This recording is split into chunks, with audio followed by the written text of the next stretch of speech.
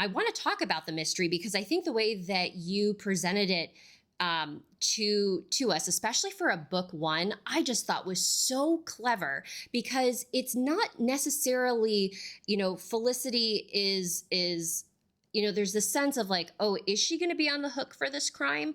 But the way that she approaches it, I thought was so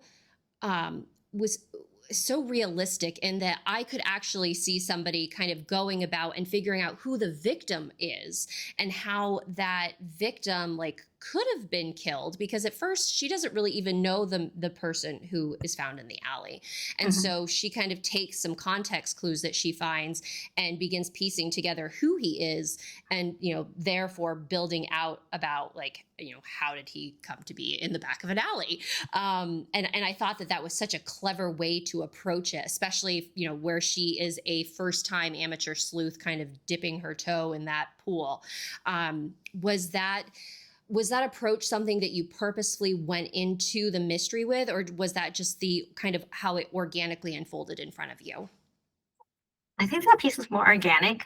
I mean, I did have the scenario, right, where they find, I mean, obviously a shock to find a body in the alleyway, but uh, then as she kind of continues to sleuth, part of it's just like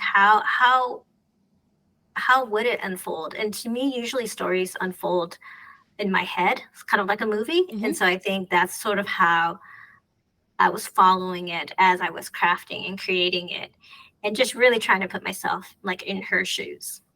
It So I'm definitely. I'm, I'm glad it worked for you. No, I mean, it was definitely like, oh wow, like there's sometimes when you read a cozy mystery, and I will fully admit that I feel like I do this in my own writing, where it's like, oh, I'm going to be an amateur sleuth and I'm going to solve this crime. It wasn't that I felt that was Felicity's intention going in. It just like really happened naturally, and I really thought that it was a great like way to pull the reader in on her journey. And we're also learning a ton about her heritage, about the community that she's a part of, but we're also learning about her relationships and seeing those relationships around her.